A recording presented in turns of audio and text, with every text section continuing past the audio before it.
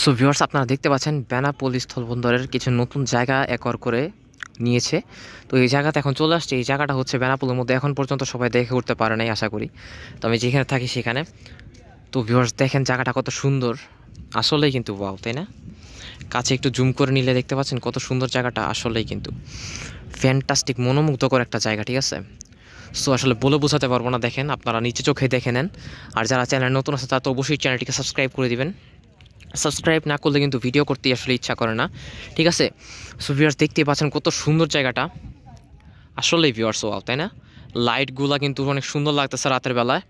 আর এখানে অনেকেই আসছে, যারা স্টুডেন্ট আছে তারা অনেকেই আসছে এখানে, ছবি টবি তুলতেছে, ফটোশ্যুট টুট করতেছে, ঠিক আছে? তো মোটামুটি জায়গাটা, প্লেসটা খুবই সুন্দর।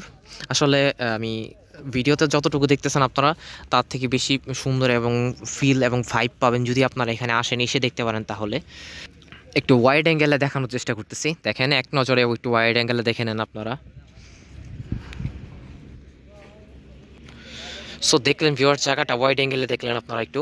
সো এই যে ওখানে দেখেন ওই ভিতরে হচ্ছে এখানে এটা জায়গাটা নতুন একর করছে। আর জায়গাটা কিন্তু আসলে খুব সুন্দর, ঠিক আছে? বলে বোঝানো যাচ্ছে না আসলে,